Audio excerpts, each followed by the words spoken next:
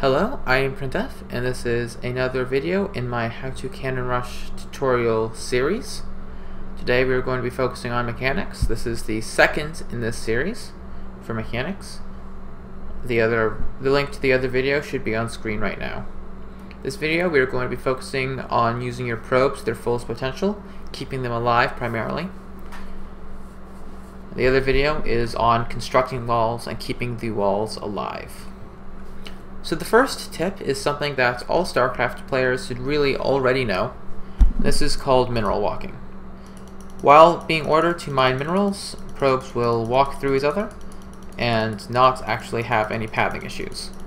This is very helpful because it means that you can walk through enemy workers, which are attempting to block you, same with enemy zealots, and that allows you to get out if your probe gets surrounded by enemy stuffs.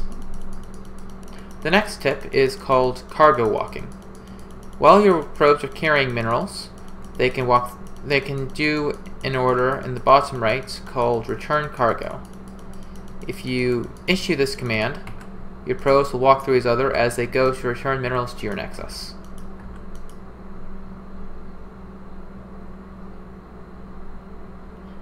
This can be very useful because if you order a probe to gather minerals and then let them carry it around, instead of moving your screen all the way to your base and right-clicking on a mineral patch, you can simply issue the order return cargo and have them walk through enemy drones, or probes, or SCVs. So on the topic of motion, it is very frequent that your probe will be chased by his probes. And your probe isn't doing anything particularly nefarious, but you don't want it dying or even getting hit, right? So something that some new players do is they run away like this. You know, they're like, move here, move here, move here, move here, run away, run away, run away, run away, run away, run away. But that causes your probe to never hit full speed, and your probe will be hit repeatedly. Instead, it's better to click far away so your probe never decelerates. Another common mistake is doing this whenever you want to turn. I want to go over this way, let's go this way. Let's go up here. Now let's go down here to these minerals. When you turn, your opponent hits you. It is best to turn around something, like a Vespene geyser, or pylon, a gateway. And barring that option, it is best to make slow, gradual turns. This gives the chasing probe no good opportunity to catch up and hit you.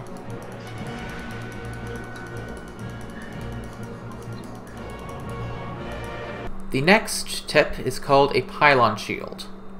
So you've got your pylons up here, and you've got a cannon building, and this probe is being a jerk and chasing you around, right? He's got a whole bunch of probes chasing you even, and you don't want this probe to die. So what you do is you move him up here, you build that pylon, and now he's safe. And then once this cannon finishes, you cancel the pylon and go back to doing what you're doing. It takes 25 minerals and keeps your probe perfectly alive, whereas otherwise the enemy might chase him down the ramp or something, and then you can't get your probe back up. Pylon shields can also be used with mineral patches. For example, this probe is perfectly safe and the enemy has no way to hit me. So a pretty important tool to use when your probe is being chased by an enemy probe is the stop command. Probes accelerate very slowly.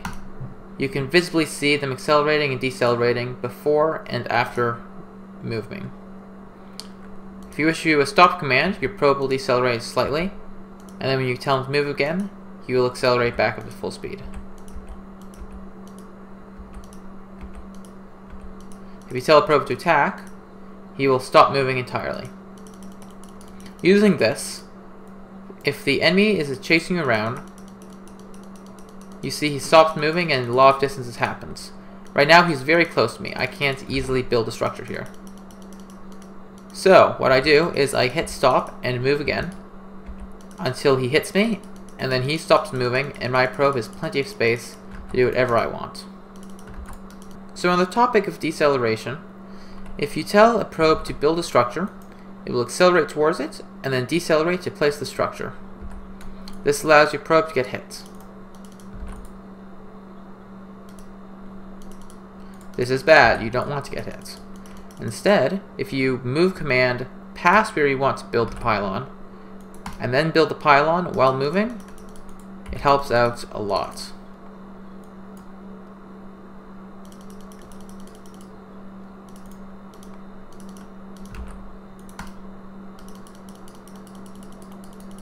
So another useful trick called the pylon door is very helpful for making enemy probes that are chasing you be further away. You go to a choke point and build the pylon. The enemy probe is then forced to go all the way around, and your probe is now perfectly safe. So how far away does an enemy chasing probe have to be to pull off a pylon door? Not really that far, actually. Even this close. You can still pull off a door, if you do it properly.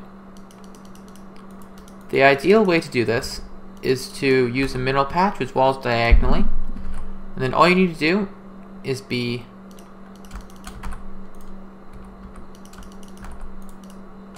right on this side here, and it'll put you on the correct area. So just issue the move command, wait until you line up, and then issue the order. Very easy. And it can be done with virtually no space between you and the pursuing probe. And it does not result in you taking damage, unlike the stop command does.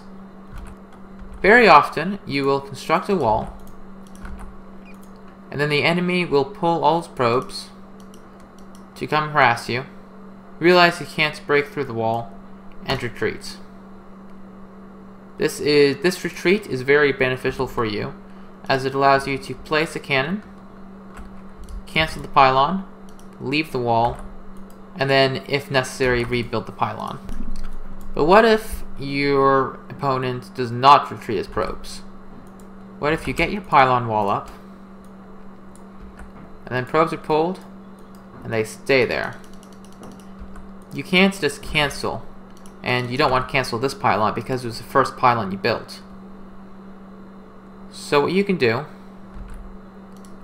is when this finishes, you can quickly throw down your gateway wall off so that this doesn't destroy your cannon when it dies, and then squeeze yourself out this gap here. This will get your probe out of the wall without ever having to cancel anything. Sometimes, however, you can't squeeze yourself out. For example, you just can't push yourself out here. But what you can do is you can start building an assimilator, and that will squeeze you out of the wall. So very often it is possible to abuse the opponent's building placement. For example, here we can do this. Now, the obvious question is, why can't you just build a zealot in here? You know, that would kind of ruin you. But if you place a pylon here, then he suddenly can't. If he tries to rally here, the zealot kind of pops out here and is forced to come up here. There is no way to rally a zealot in here, because there is simply no run. You can then build your cannon, squeeze your way out, and win the game. A rarely used trick which can be very helpful in escaping chasing lings allows you to push yourself up through a wall that is in construction. So normally if I go here and I select build this pylon, I'm on this side, right? But if you're being chased by a bunch of lings and you time it just right, you can force yourself through the wall using the lings as a barrier. Instead of being pushed into the lings, you'll be pushed into the open. This buys you plenty of time and allows you to get up a cannon. Something that many players, both good and bad, will do is use patrol to block your placement. So according to him, you can't build here or here, right? Because it blocks both with the patrol path. Well, in actuality, you can build in both, of course. You build the pylon here, boom, whatever. And then now you can build a pylon here and stuff. And you're in great shape now, right? So sometimes players will not be quite as bad, and they'll actually make a somewhat useful patrol path. If you'll notice, it still tells me I can build it, but I'd never have actually enough time. So I can't actually build this pylon, which is rather annoying because I'm trying to win the game right now. So what you can do is you can place your probe here to buy time.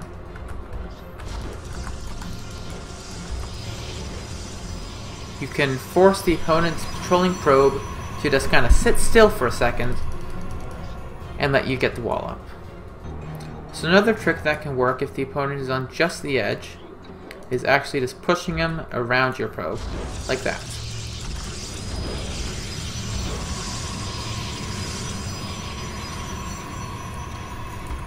By positioning your probe in his way, he is forced to go around you, which allows you to build the pylon.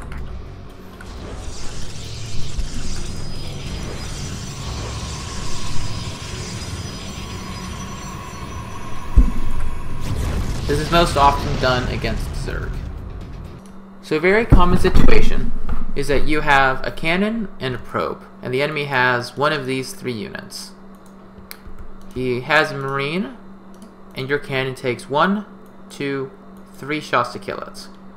However, if the marine is attacked by your probe exactly once, it requires only 2 shots from the cannon to kill it. The same applies for both drones and SCVs. SCVs and marines have 45 life, whereas drones regenerate 1 life, which leaves them with exactly 1 life left over after the second cannon shot.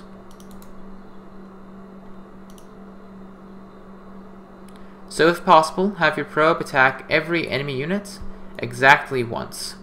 Having it attack the same unit multiple times yields no benefit unless it is attacked at least 5 times. So I hope that this has been useful and will allow you to more easily destroy some people on ladder with some cannon rushes. And I hope that you will also check out the other mechanics video as well as my map specific videos. As of the moment, I am only releasing videos for maps that are no longer in the ladder pool, as I do not want to give away my top secret cannon rushes for the present season.